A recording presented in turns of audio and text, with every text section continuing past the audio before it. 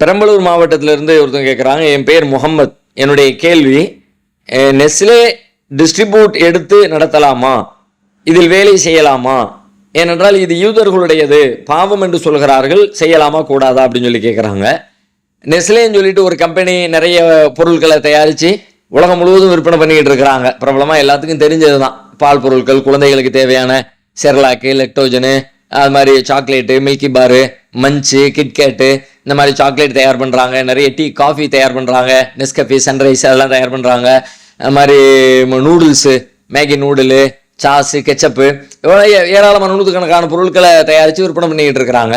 இதை டிஸ்ட்ரிபியூட் எடுத்து மாவட்ட அளவில் விற்பனை செய்யலாம். ஒரு குறிப்பிட்ட ஒரு ஏரியாவில் கடைகளுக்கு கொண்டு போய் சப்ளை பண்ணக்கூடிய ஒரு காரியத்தை, ஒரு தொழிலை பண்ணலாம்னு சொல்லிட்டு நினச்சா அது கூடாதுங்கிறாங்களே. அது கூடுமா கூடாதான்னு சொல்லி கேட்குறாங்க. நாம் விற்பனை பண்ணக்கூடிய பொருள் மார்க்கெட்டில் இந்த பொருட்கள், இப்போ நம்ம இந்த நெஸ்லே தயாரிப்பாக நம்ம பார்க்கிற, நம்ம அறியக்கூடிய பொருட்கள் ஒன்றும் மார்க்கெட்டில் தடுக்கப்பட்ட ஹராமான பொருட்கள் இல்லை. ஹலாலான அனுமதிக்கப்பட்ட நாமும் சாப்பிடலாம். நாம் எதை சாப்பிடலாமோ அதை நாம் பிறருக்கு விற்பனையும் செய்யலாம்.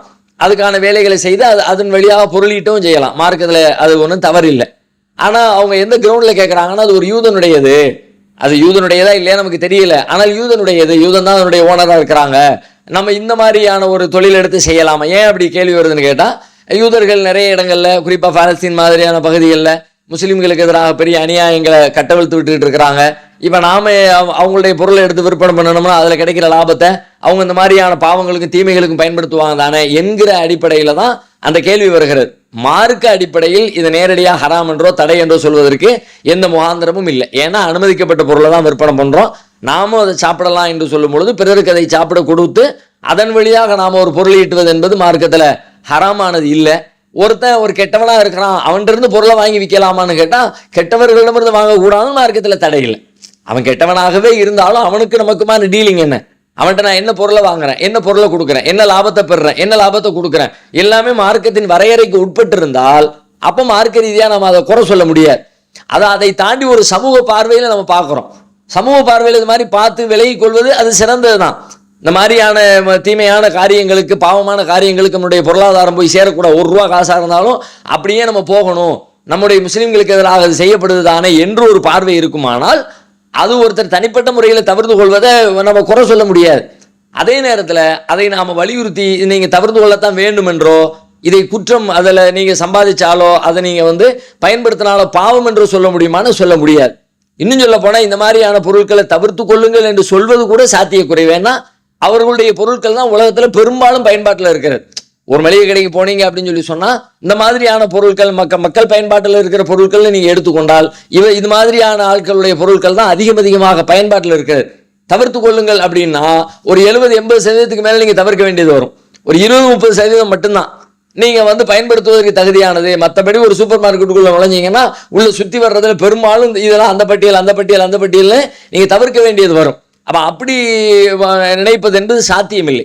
அது நடைமுறையில் பிராக்டிக்கலில் எத்தனையோ தடவை இது மாதிரியான பிரச்சனைகளின் பொழுதெல்லாம் பல தலைவர்கள் இதை நாம் புறக்கணிப்போம், அவங்களுடைய பொருட்களை புறக்கணிப்போம் என்ற முடிவுகளை எடுத்தாருங்க தான். ஆனாலும் அந்த முடிவை அவர்களாலையும் உறுதியாக நிற்க முடியலை, சமூகமும் அதை கடைபிடிக்க முடியலை. காரணம் அவங்க கையில் தான் மெஜாரிட்டியான மார்க்கெட் அவங்க கையில் தான் இருக்கிறது, அதிகப்படியான பொருட்கள் அவங்க கையில் தான் இருக்கிறது.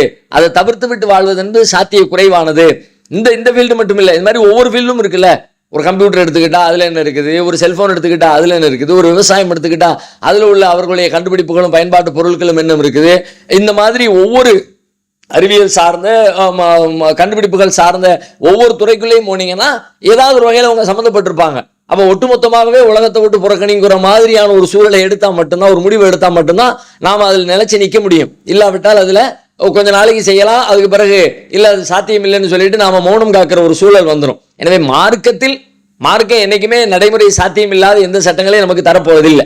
அல்லாஹ் படைச்சவனுக்கு உணர்வுகள் தெரியும், நியாயங்கள் தெரியும். எனவே அதுக்கு தகுந்த மாதிரி தான் நமக்கு சட்டங்களை வழங்கி இருக்கிறான். நமக்கு வழங்கப்பட்ட சட்டத்தில் இது மார்க்க அடிப்படையில் இந்த மாதிரி ஒரு ஆள்கிட்ட இருந்து எடுத்து வாங்கி விற்பனை செய்வது கூடுமா கூடாதானா, ஹலாலான பொருளாக இருக்கும் பட்சத்தில், அது ஹலாலான வியாபாரமாக இருக்கும் பட்சத்தில் தாராளமாக அதை செய்யலாம். மார்க்கத்தில் அதில் எந்த தடையும் இல்லை.